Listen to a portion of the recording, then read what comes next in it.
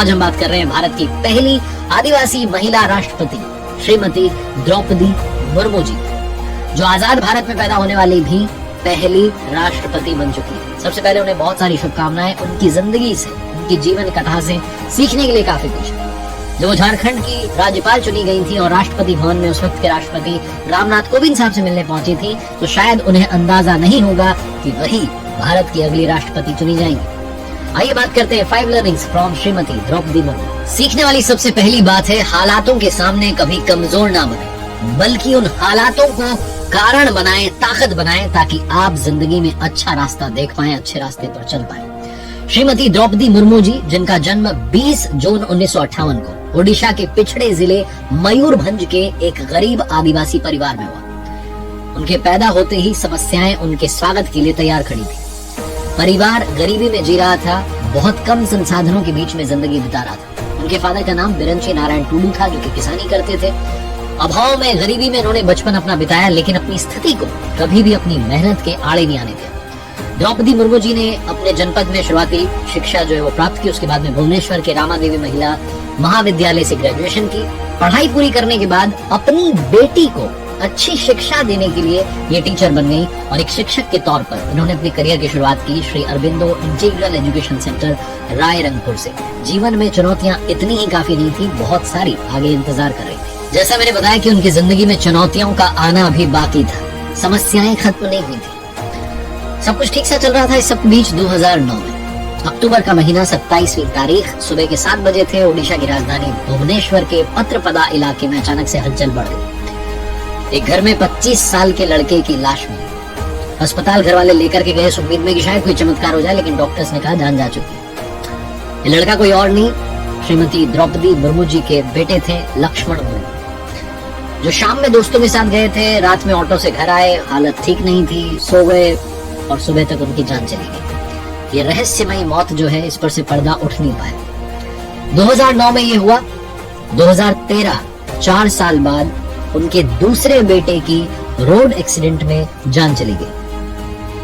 अपने दोनों जवान बेटों की मौत से द्रौपदी मुर्मू जी उबर भी नहीं पाई थी कि उनके पति की भी जान चली गई।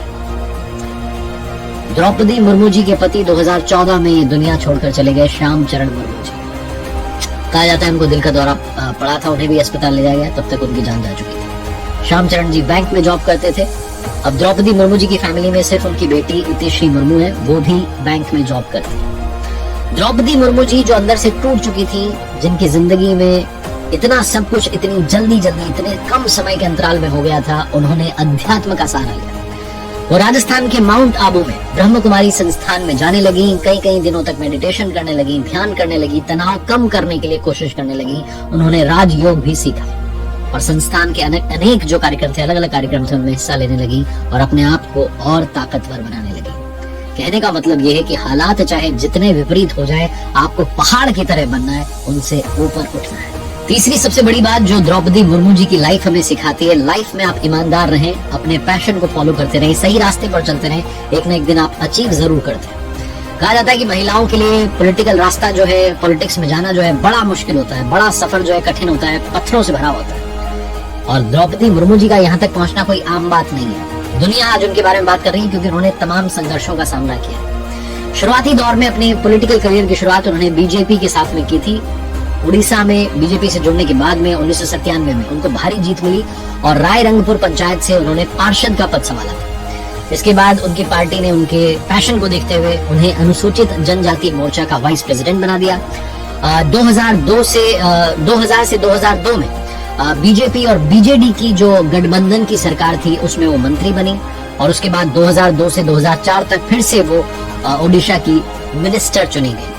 उसके बाद में जो कुछ हुआ वो आपको मालूम है। उनकी पर्सनल लाइफ में उथल पुथल मची हुई थी। वो मेडिटेशन का सहारा ले रही थी, मेडिटेट कर रही थी, अध्यात्म के रास्ते पर थी, एक नए जीवन की शुरुआत कर चुकी थी, कमबैक की कहानी लिख रही थी। इस सब के बीच में उन्हें 2015 से 2021 तक झारखंड का राज्यपाल चुन लिया गया और 2022 में अब वो भारत की पहली आदिवासी महिला राष्ट्रपति चुनी जा चुकी है। उनका सफर हमें बताता है कि जीवन में आप सही रास्ते को चुनिए, उस पर चलते रहिए, एक न एक दिन आपको मंजिल डेफिनेटली मिलेगी। और चौथी सबसे बड़ी बात, वो सिखाती है लाइफ में अनबाइस्ड रहिए, निष्पक्ष बने रहिए। गवर्नर चुने जाने के बाद द्रौपदी मुर्मू जी ने झारखंड स्टेट में संवैधानिक प्रमुख के रूप में पक्ष और विपक्ष दोनों नेताओं की बातें सुनी। जब उनका कार्यकाल था उस वक्त राजभवन का जो द्वार था वो हर संगठन के व्यक्ति के लिए खुला रहता था। बीजेपी की जो पुरानी सरकार थी और जो झारखंड मुक्ति मोर्चा की सरकार थी, दोनों ही सरकारों को कई सारी नसीहतें द्रौपदी मुर्मू जी ने दी।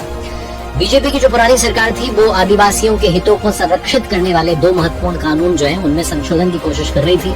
विपक्षी जो नेता थे, जो पार्टियां थी, उन्होंने हंगामा किया। इस सब के बावजूद जो है वो 21 नवंबर 2016 को विधानसभा से बिल पारित उन्होंने करवा दिया और गवर्नर के पास भेज दिया, द्रौपदी मुर्मू जी के पास। 7 महीने तक उन्होंने उस पर विचार किया और उसके बाद जो उस वक्त की सरकार थी उनको वापस बिल लौटा दिया और कहा कि आप इस पर पुनर्विचार करें। उन्होंने राज नहीं बल्कि राजधर्म निभाया। और आखिरी सीखने वाली सबसे बड़ी बात यह है कि मेमोरीज से भी आप मोटिवेट हो सकते हैं। आपकी जिंदगी की जो मेमोरीज है उनसे भी आप इंस्पायर हो सकते हैं, कुछ अच्छा कर सकते हैं। श्यामचरण मुर्मू जी से इनकी कॉलेज में मुलाकात होती है, दोस्ती होती है, दोस्ती प्यार में बदल जाती है। मान मनोहर के बाद 1980 में इनकी शादी हुई और जैसा मैंने बताया कि दोनों जवान बेटों को इन्होंने खो दिया, अपने पति को भी खो दिया। इनकी जिंदगी में वो बुरे लम्हे भी आए, लेकिन इन्होंने जो अपने बच्चों के साथ, पति के साथ जीवन बिताया था, जो खूबसूरत लम्हे थे, उनको संजोने की सोची।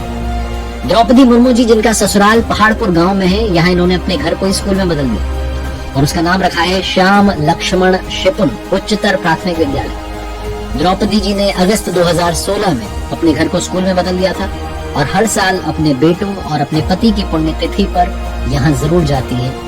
अपनी उस याद से भी जिंदगी में मोटिवेट होती आई हैं और आगे बढ़ती जा रही हैं, लोगों को इंस्पायर करती जा रही हैं। और जाते जाते एक बार किसी ने एक विद्वान से पूछा कि समाज को आगे बढ़ाने के लिए क्या करना चाहिए, तो उस विद्वान व्यक्ति ने कहा कि एक दूसरे की टांग खींचने की बजाय एक दूसरे का हाथ खींचना चाहिए, मिलकर के आगे बढ़ना चाहिए। द्रौपदी मुर्मू जी की कहानी भी आज यही सिखाती है। एक बार फिर से उन्हें भारत के राष्ट्रपति चुने जाने पर बहुत सारी शुभकामनाएं। उम्मीद है कि आपके राष्ट्रपति के कार्यकाल में भारत और प्रगति करेगा, निरंतर प्रगति के रास्ते पर चलता रहेगा। आखिरी में वही बात जो आपसे कहता हूँ, कर दिखाओ कुछ ऐसा कि दुनिया करना चाहे आपके जैसा। मजबूत बने रहिए, विश्वास रखिए, प्रभु की कृपा आप पर जरूर बरसे।